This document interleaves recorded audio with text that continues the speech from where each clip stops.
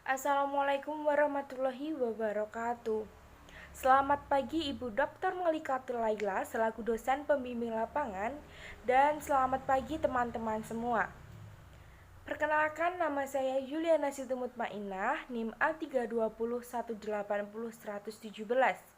Baik, pada kesempatan kali ini saya akan menyampaikan presentasi artikel saya yang berjudul Pembelajaran Bahasa Inggris secara daring pada siswa SMP Negeri 2 Ngemolong. Pokok bahasan kita kali ini, pertama, pendahuluan, yang kedua, metode pelaksanaan, yang ketiga, hasil pelaksanaan dan pembahasan, dan yang keempat adalah simpulan. Yang pertama adalah pendahuluan. Pandemi virus corona yang berlangsung hampir 2 tahun telah mengubah pola pembelajaran di Indonesia. Belajar di masa pandemi membutuhkan perhatian guru dan orang tua. Dibutuhkan adaptasi dan waktu bagi siswa untuk mencapai nilai yang lebih baik dalam belajar. Belajar bahasa Inggris membutuhkan latihan dan kebiasaan. Pembelajaran online di masa pandemi COVID-19 telah mengantarkan siswa mengalami stres, siswa menjadi malas dan bosan karena beberapa kesulitan yang mungkin akan terjadi dalam kebiasaan di setiap belajar online. Shimomura melakukan studi perspektif pembelajaran online dan menemukan bahwa melalui pembelajaran online siswa dapat mengakses materi lebih cepat dan memperdalam data, sehingga meningkatkan hasil belajar, tetapi mereka juga mengalami hambatan. Menurut data terakhir, banyak masyarakat di wilayah Sragen yang masih terjangkit COVID-19. Dinas Pendidikan Kota Sragen akan melakukan evaluasi merata terhadap kegiatan pembelajaran luring yang akan dimulai pada September ini. Situasi ini memaksa guru dan siswa untuk belajar online. Sistem yang sebelumnya tidak dikenal sekarang dikenal dan harus diselesaikan.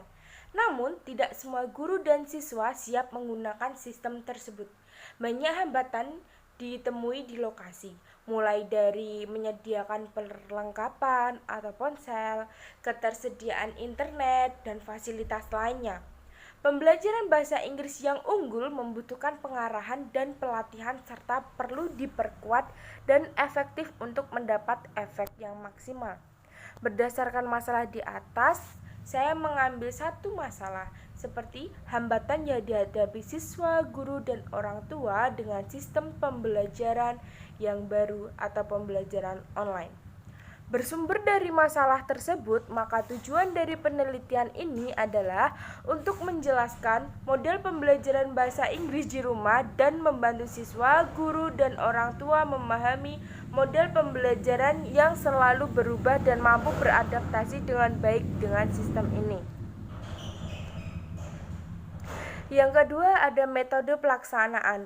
Metode penelitian yang digunakan adalah metode kualitatif. Penelitian kualitatif bertujuan untuk memahami fenomena-fenomena yang dialami oleh objek penelitian seperti perilaku, keseluruhan, dan cara persepsi, motivasi, dan perilaku tertentu.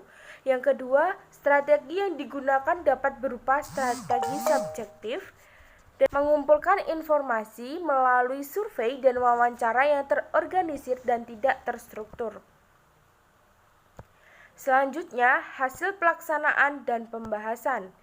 Peneliti melakukan survei melalui Google Form terhadap siswa dan mempelajari tentang pola belajar bahasa Inggris dari siswa di rumah. Selain Google Form, peneliti juga mengajukan pertanyaan kepada siswa atau wawancara. Hasil survei Google Form terhadap siswa dirangkum sebagai berikut. Hasil angket menunjukkan bahwa siswa menginginkan penggunaan game dan video untuk belajar bahasa Inggris. Ini sangat berharga. Maklum, karena siswa membutuhkan metode belajar yang menarik dan meningkatkan kualitas belajar siswa. Selanjutnya, dari hasil tanya jawab dengan beberapa siswa tersebut lebih menonjol menyukai belajar kosakata atau vocabulary dengan menggunakan gambar atau video agar mereka bisa menirukan suara, belajar sambil mendengar gambar kosakata. Hal ini ditegaskan oleh guru bahasa Inggris. Angka tersebut menunjukkan bahwa siswa lebih tertarik menggunakan video dan gambar yang jelas sebagai salah satu metode belajarnya. Sebagian besar siswa mengatakan bahwa web pembelajaran bahasa Inggris online dengan video sangat cocok untuk membutuhkan semangat belajar siswa dengan hasil belajar siswa yang baik.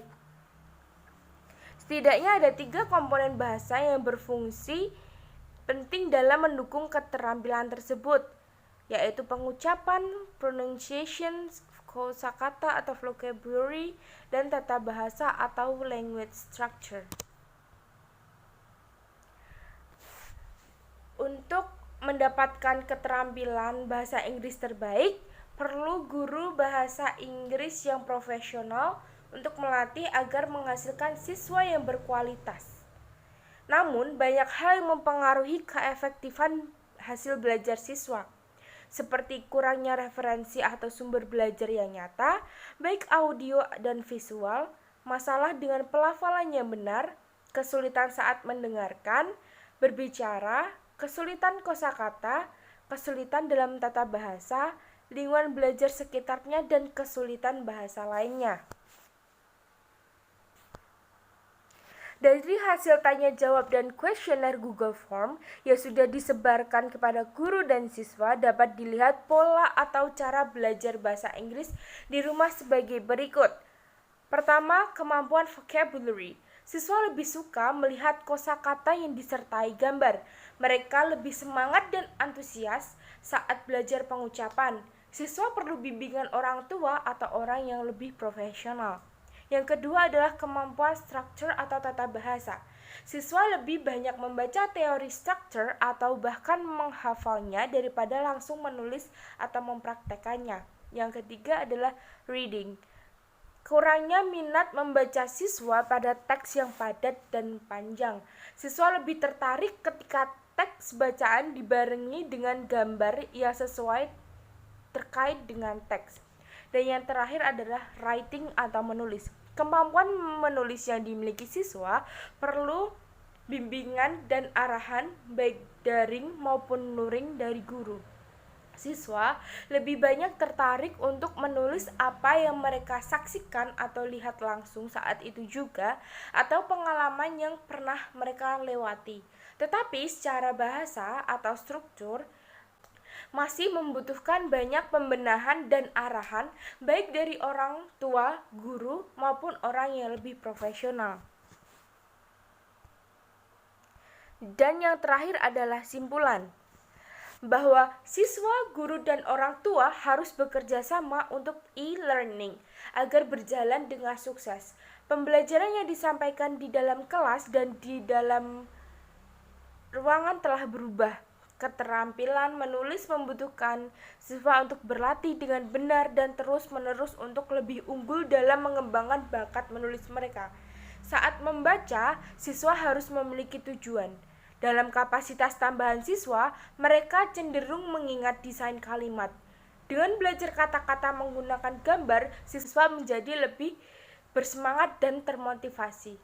Jadi, dalam hal keterampilan menulis, siswa perlu mendapatkan pelatihan yang baik dan berkelanjutan, terus mengembangkan tulisan siswa. Pada kemampuan siswa harus memiliki tujuan membaca. Pada kemampuan struktural, siswa cenderung mengingat pola kalimat. Pada saat yang sama, proses belajar kosakata siswa lebih bersemangat jika diberikan dalam bentuk gambar-gambar. Sekian yang dapat saya sampaikan, kurang lebihnya mohon maaf. Wassalamualaikum warahmatullahi wabarakatuh.